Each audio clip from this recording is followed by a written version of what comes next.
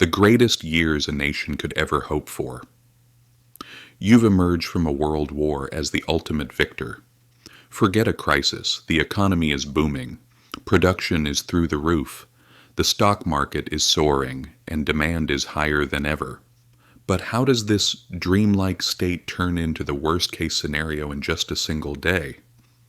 When you woke up in the 20s, everything was actually going great. America had won the war, and Ford's assembly lines had accelerated production while slashing costs.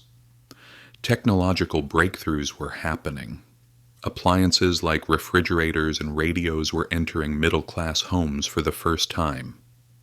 People were on a spending spree, buying things they couldn't even afford. How were they spending non-existent money? That's where the buy now, pay later credit system came in. This was actually a brand new and very dangerous habit for American society. It wasn't just economics and technology. Social statuses were shifting too. Women, who had to work in factories during the war, were now becoming a permanent part of the society and the economy. Everything felt like a dream. The trouble actually started on Wall Street. The stock market had turned into a game. People were borrowing uncontrollably just to buy shares.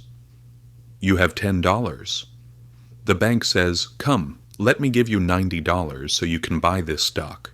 It won't go down anyway. You'll pay it back." The price of this intoxication was going to be massive, but no one realized it yet. So, why did this turn upside down? Now let's get to the heart of the matter. Why does something going so great suddenly crash? In reality, several core reasons were shaking the building's foundation: overproduction and falling demand. Factories were producing like crazy, but at some point everyone already had a car and a fridge. Goods started piling up in warehouses, yet companies kept lying, saying, "We're flying on the stock market." The collapse of the agricultural sector. While the cities were partying, farmers were suffering. They couldn't pay their debts because prices had plummeted. When the bedrock of the country, agriculture, started to shake, the foundation of the entire building cracked. The credit and speculation bubble. People were buying shares with money that didn't exist. Company values had reached 100 times their actual profits. In other words, there was a massive bubble just waiting for a tiny needle. Loss of confidence. When a few big investors realized things are looking bad and started pulling their money out, the masses, who until then believed the market always goes up, suddenly fell into a state of terror. 5. And that dark day, October 29th, 1929. The moment it all snapped was the morning of October 29th. The market didn't just fall, it literally went into a kamikaze dive. Everyone was screaming "sell" at the same time, but there wasn't a single buyer in sight. Phones rang incessantly. Businessmen went mad, and traders fainted. $14 billion vanished in a single day.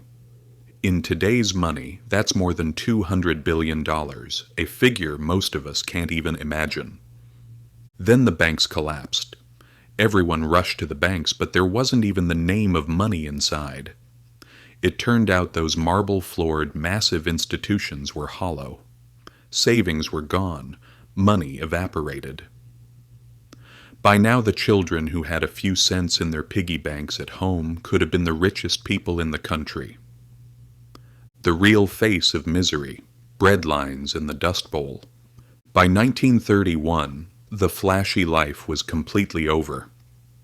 Mr. Miller, who used to be a manager at a bank in Chicago, was now unemployed. Wearing a tie meant nothing anymore. He was practically in the same boat as a homeless person. Leaving the house was no longer for work. It was for those endless bread lines in front of the city hall. Unemployment was at 25%, and this wasn't just a statistic.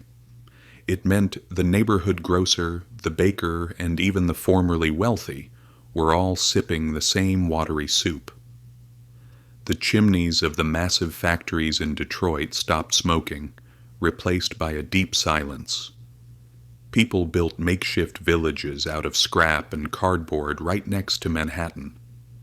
They named these wretched slums Hoovervilles, after the president they felt had abandoned them.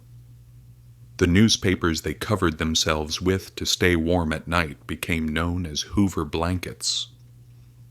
Just when it seemed things couldn't get any worse, nature literally choked the heart of America with sand. Farmers who had mistreated the land for years watched as the topsoil was swept into the sky when the drought hit. Imagine an Oklahoman farming family waking up in the morning to find a massive sand dune where their cornfields used to be.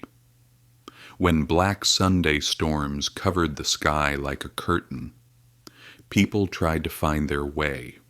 With lanterns in pitch darkness at noon, soil was no longer a source of bounty. It was an enemy burning the lungs. Millions of Okies, migrants from Oklahoma, packed their bedding into battered old cars and set out on a journey of hope toward the west, toward California. But when they arrived, they weren't met with jobs, but with signs saying, "Go back." Rising from the rubble, a new order. When Roosevelt took office in March 1933, the system was essentially in a coma. But he didn't just offer moral support. He dove into the economy with an emergency first aid kit. With the New Deal program, he turned the state into an employer. He gathered young men into CCC, Civilian Conservation Corps, camps. They were given boots, food, and $30 a month to plant trees in the mountains. Young men who once waited in bread lines were now building massive dams in the Tennessee Valley, bringing electricity to the most remote villages in America for the first time. This wasn't just a paycheck. It was the feeling of looking in the mirror and knowing they were useful again. He also rolled up his sleeves to clean out the parasites within the system. To end the old casino rules of Wall Street, he established the SEC and tightened the grip on the stock market.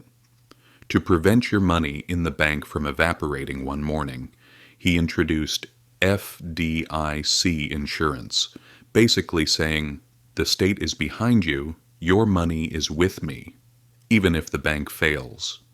He passed the Social Security Act to take the elderly and the disabled off the streets.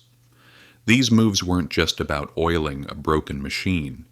They were about rebuilding the engine parts from scratch.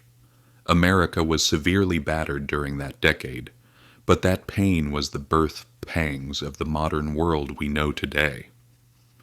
The U.S. had learned its lessons from this crisis, and this process turned America into the center of the world, but it must never be forgotten that history is merciless. It neither forgives nor forgets any mistake. At the slightest lapse, it will throw that mistake back in your face. Either you learn from the mistake, or you pay the price